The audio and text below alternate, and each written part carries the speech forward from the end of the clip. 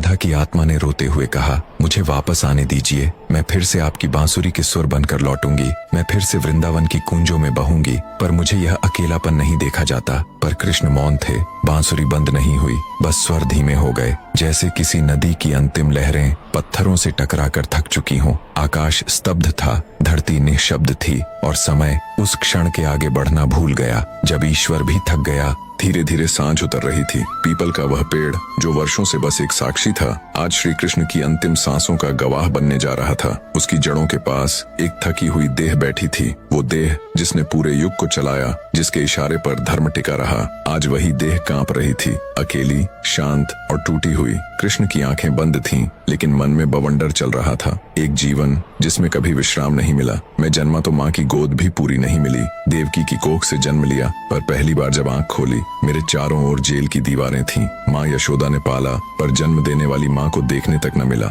माँ के स्पर्श की तलाश, बालपन की मासूम हंसी, कभी जी नहीं सका। जिस उम्र में बच्चे कंदमूल खाते हैं, मैं राक्षसों से लड़ा और फिर आया प्रेम। राधा मेरा सबसे सुंदर, सबसे निर्मल अनुभव। पर क्या मिला? न नाम के साथ जुड़ सकी, न साथ के साथ जीवन भर चल सकी। मैंने प्रेम किया पर निभा न सका। हर जन्म में उससे बिछड़ना लिखा था। क्या यही प्रेम था? मैं राधा को छोड़ आया, वृंदावन को छोड़ आया और पीछे छूट गया मेरा मन, मेरा बचपन। बचपन से ही कंधों पर समाज, युद्ध, न्याय, धर्म का भार था। कभी द्रौपदी के चीर की रक्षा, कभी अर्जुन की मोह में डूबती बुद्धि को जागृत करना। महाभारत लड़ा, लेकिन क्या पाया? हर अपनों को खो दिया। कर्ण जो भाई था मारा गया। भीष्म जिनसे नीति सीखी शरशैया पर छोड़ना पड़ा। द्रोण जिनसे ज्ञान पाया रण में गिरा दिया। पितामहों को, भाइयों को, पुत्रों को, सबको मिटा दिया। मैंने धर्म बचाया पर अपना ही कुल नहीं बचा पाया। यदुवंश, अपनों के हाथों अपनों का वध, मैंने सब खो दिया। आज न बलराम है, न सुदामा, न अर्जुन, न राधा, न वो वृंदावन। मेरे पास है तो सिर्फ एक बांसुरी,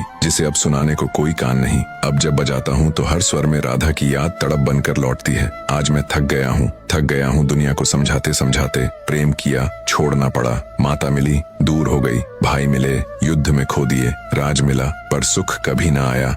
इतना सब सहने के बाद भी आज मेरी अंतिम सांसें हैं और मैं अकेला हूँ इस पीपल के नीचे, जहाँ कोई नहीं है सिवाय मेरी टूटी बांसुरी के। शायद अब यही ठीक है, शायद अब राधा के पास लौटने का समय आ गया है, शायद अब मैं भी विश्राम का अधिकारी हूँ। धीरे से श्री कृष्ण बांसुरी को होठों से हटाते हैं और दोनों हाथों से उसे मोड़ते हैं। एक टुक बांसुरी टूट जाती है। राधा की स्मृति कृष्ण की आत्मा के साथ टूटकर उस पीपल के नीचे कहीं खो जाती है। अब बस एक शांति है, गहन, गूंजती हुई, जैसे स्वयं समय थम गया हो। पीपल के पेड़ के नीचे श्री कृष्ण जमीन पर लेटे हुए थे। आंखें आसमान की ओर थीं। बांसुरी अब भी उनके होठों से सटी थी, लेकिन अब कोई धुन नहीं निकल रही।